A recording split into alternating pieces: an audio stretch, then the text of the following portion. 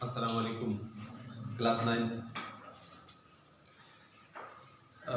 Topic हमारा आज है सॉलिड एंड सॉलिड की कुछ प्रॉपर्टीज। आज हमारा टॉपिक क्या है?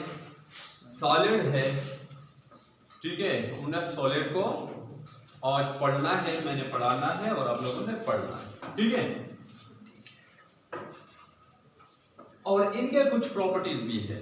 सबसे पहले मैंने सॉलिड का डिफिनीशन लिखा है, द स्टेट ऑफ मैटर। ये भी मैटर का एक किस्म है, ये भी मैटर का एक किस्म है, जिसमें क्या होता है, जिसमें होता कुछ इस तरह है, in which the particles are closely compact with each other। जिसमें पार्टिकल एक दूसरे के साथ बड़ी मजबूती के साथ जुड़े हुए होते हैं। मॉलिक्यूल पार्टिकल्स एक दूसरे के साथ मजबूती के साथ जुड़े हुए होते हैं। आपने तवज्जो देना है, प्लीज बड़े तवज्जो के साथ। बोर्ड को देखो, मुझे देखो, बोर्ड को देखो, मैं क्या कहने जा रहा हूं, समझने की कोशिश करो। कोई क्वेश्चन है, बराह रास्त वहां से पूछा करें। ऐसा क्या होता है, खामोश नहीं बैठना है, ठीक है। कुछ नहीं हो जाता है। आप क्वेश्चन करें, मैं आंसर दूंगा, ठीक है। तो जब के साथ सुने, देखो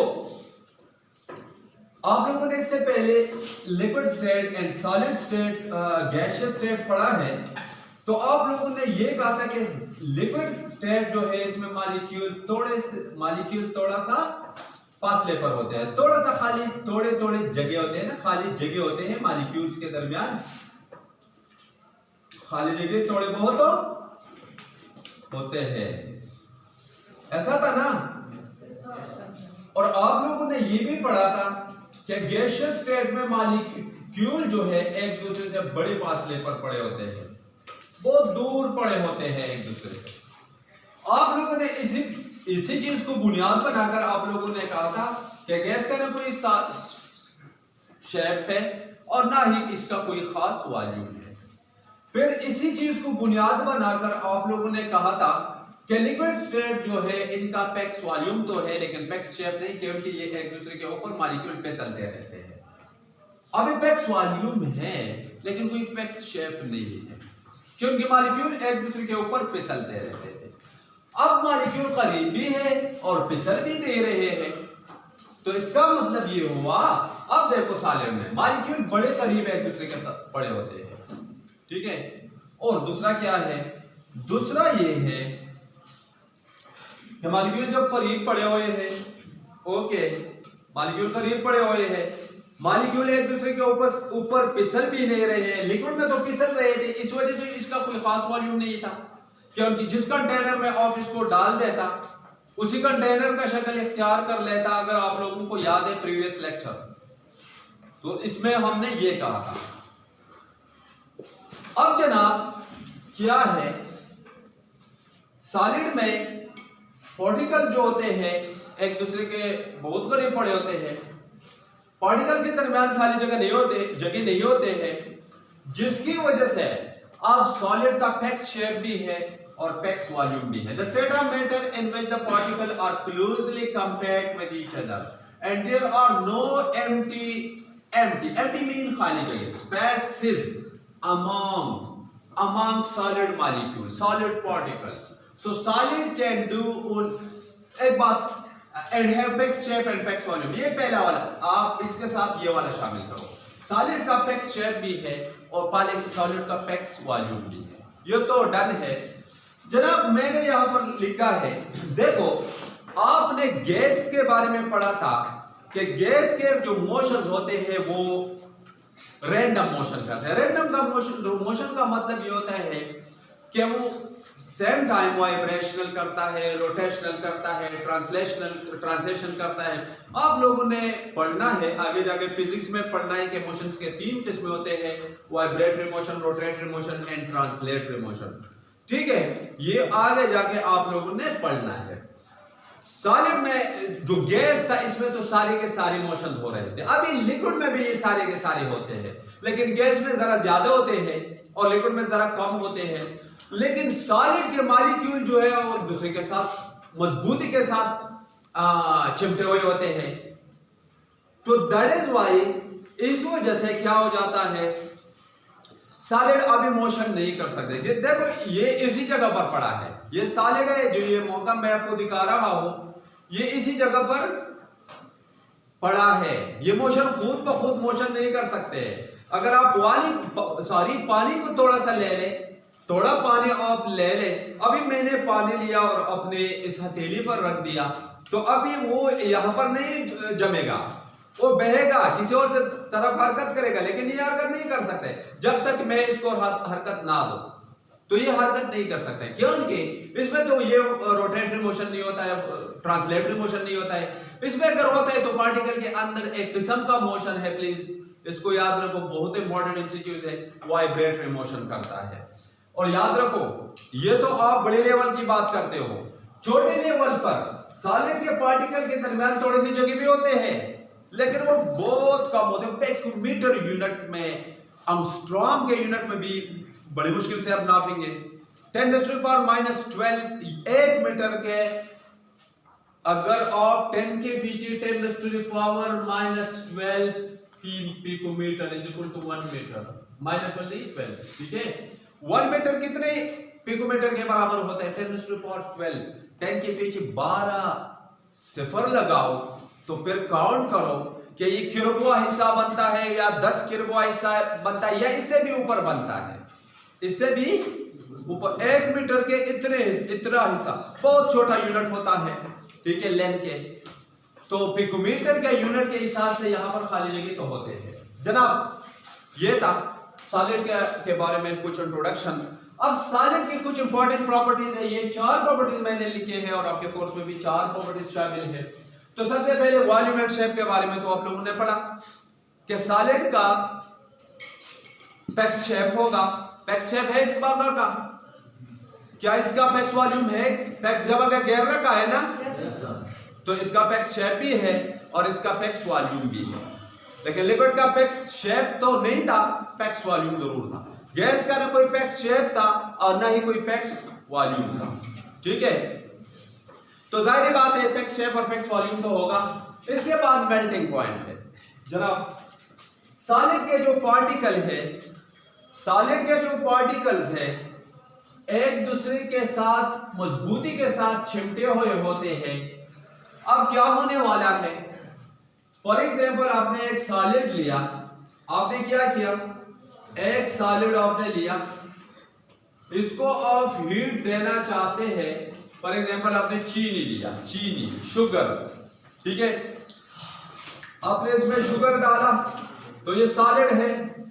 प्लीज जरा समझने की कोशिश करो, जरा समझने की कोशिश करो, मुश्किल नहीं है, थोड़ा सा तवज्जो देने की जरूरत है, आप लोगों को समझ आना शुरू हो जाएगा।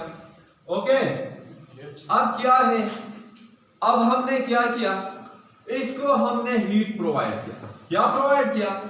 हीट प्रोवाइड किया।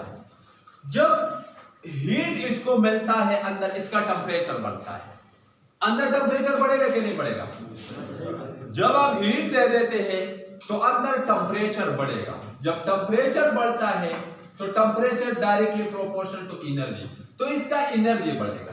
जब एनर्जी बढ़ेगा, इसका काइनेटिक एनर्जी बढ़ेगा, तो मॉलिक्यूल इस हाई एनर्जी पर वाइब्रेशन तेज कर देगा। जो सॉलिड के मॉलिक्यूल है, मैंने कहा था ना कि सॉलिड में वाइब्रेटरी मोशन होता है, तो वाइब्रेशन तेज कर देगा। अब जब वाइब्रेशन तेज किया तो क्या हो जाएगा, फिर हीट आपने और ज्यादा कर दिया, टेंपरेचर और बढ़ा दिया, तो ये क्या करना शुरू कर देगा, मॉलिक्यूल थोड़ा आगे जाएंगे, क्योंकि वॉल्यूम भी बढ़ेगा ना अभी। और जब ये फैलते हैं, ऊपर उठते हैं, फॉर एग्जांपल मैंने ये स्टेट लिया, इसी तरफ मैंने लेके गया, देखो ये वाला है, ये हमारे पास है, मैं जरा इसको अच्छी तरह से बनाऊं, आप जरा देखिए इसको, कोई मसला नहीं है, बहुत आसान है। अभी ये नीचे लेयर जो है मैंने ऐसा बनाया, क्योंकि अब मॉलिक्यूल थोड़े से पास पर जा रहे हैं, ऊपर वाला मैंने ऐसा बनाया। अब जनाब देखो थोड़ा सा, तो अभी अगर आपको नजर आता है तो ये बिल्कुल लिक्विड स्टेट ही में तब्दील हो रहा है। हो रहा है कि नहीं हो रहा है? अब वो टेंपरेचर वो टेम्परेचर जिस पर सॉलिड, ये जो सॉलिड स्टेट लिक्विड स्टेट में तब्दील होना शुरू हो जाते हैं, इसको मेल्टिंग कहते हैं। इसको क्या कहते हैं? Melting. Solid state, the conversion of solid into liquid is called melting. और जिस टेम्परेचर पर ये हो रहा है उस टेम्परेचर को हम मेल्टिंग पॉइंट कहते हैं। मेल्टिंग एंड मेल्टिंग पॉइंट में डिफरेंस ये है, मेल्टिंग तो सिर्फ ये फिनोमेना है कि कोई सॉलिड लिक्विड में तब्दील हो, कोई सॉलिड लिक्विड में तब्दील हो जाए, तो इस अमल को तो हम मेल्टिंग कहते हैं। लेकिन मेल्टिंग पॉइंट क्या है? जिस टेम्परेचर पर आप तो नीचे से हीट दे रहे हैं, यहां पर आप टेम्परेचर देखेंगे, ठीक है, तो जब टेम्परेचर एक खास टेम्परेचर पहुंच जाता है तो ये वाइब्रेशन तेज हो जाता है और फाइनली ये लिक्विड में तब्दील होना शुरू हो जाता है, ठीक है। अब जब मेल्टिंग पहुंचा, इस पॉइंट को ध्यान में रखो, अब जब मेल्टिंग पहुंचा, इसके बाद तुम जितना हीट दोगे टेम्परेचर ऊपर नहीं बढ़ेगा जब तक सारा के सारा सॉलिड लिक्विड में तब्दील ना हो, टेम्परेचर नहीं बढ़ेगा। फॉर एग्जांपल आपने आइस लिया, आप जरा इस पार्ट को समझे, आपने आइस लिया, इसको आइस सॉलिड है ना, बर्फ, ठीक है, इसको आपने हीट देना शुरू किया, टेम्परेचर जब 0 से ऊपर उठेगा तो ये क्या करेगा? पिघलना शुरू कर देगा और लिक्विड स्टेट में पानी में तब्दील होना शुरू हो जाएगा, ठीक है।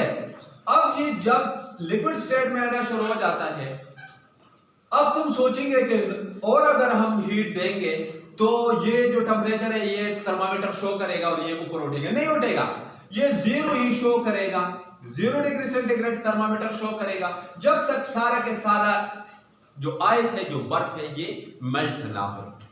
और जो ही ये मेल्ट सारा के सारा सॉलिड लिक्विड में तब्दील हो जाए, फिर अगर आप हीट दे रहे हैं तो टेम्परेचर फिर उठेगा, थर्मामीटर टेम्परेचर शो करेगा।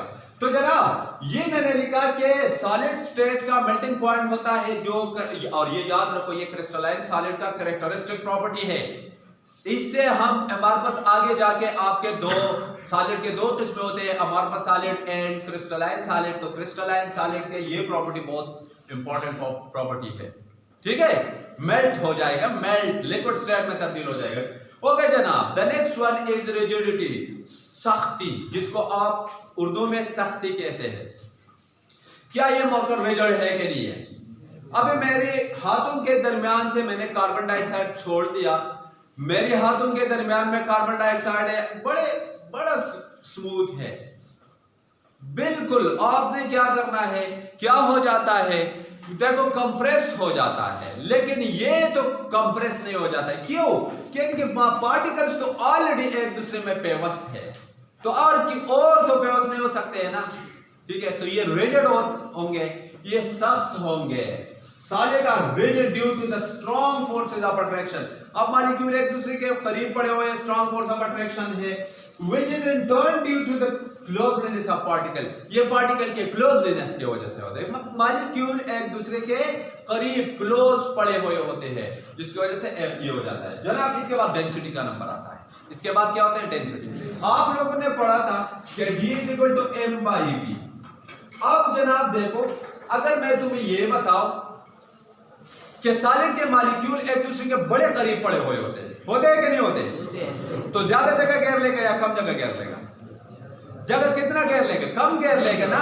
क्योंकि क्या हो जाता है, देखो लिक्विड के मॉलिक्यूल एक दूसरे से जरा फासले पर होते हैं। तो अगर मैं कोई आपसे कहे कि 1 किलो लिक्विड, 1 किलोग्राम आपने गैस लिया, सॉरी चलो गैस ले लो, और 1 किलोग्राम आपने सॉलिड लिया, तो 1 किलोग्राम गैस बहुत बड़ा जगह घेर लेगा, बहुत बड़ा जगह। छोटे से जगह में वो नहीं आ सकता है, नहीं समा सकता है। लेकिन जो बड़ा जो क्या होता है ना, जो सॉलिड होता है ना, थोड़ा सा इतना 1 किलो में इतना ही जगह घेर लेगा। किसने ज्यादा जगह घेर लेगा, सॉलिड ने या लिक्विड ने? सॉलिड ने या गैस ने? सॉरी सॉलिड ने। तो सॉलिड ने जब कम जगह घेर रखा है, तो आप लोगों को पता है कि वॉल्यूम और डेंसिटी के दरमियान कौन सा रिलेशन है? इनवर्स रिलेशन है। यानी जब वॉल्यूम कम हो जाता है तो डेंसिटी बढ़ जाता है, जब वॉल्यूम कम हो जाता है तो डेंसिटी का क्या हो जाता है? डेंसिटी बढ़ जाता है, डेंसिटी वॉल्यूम कम हो जाता है, इनवर्स रिलेशन है। देखो ये इनवर्स रिलेशन है, डायरेक्ट रिलेशन नहीं है। डायरेक्ट रिलेशन में ये था कि जो ही आप एक चीज को बढ़ा देता है दूसरा भी बढ़ जाता है, लेकिन इनवर्स में ये होता है कि एक चीज जब आप बढ़ा देता है तो दूसरा कम हो जाता है। तो ये इसका वॉल्यूम जब कम होता है, कम जगह घेर लेगा, तो इसका डेंसिटी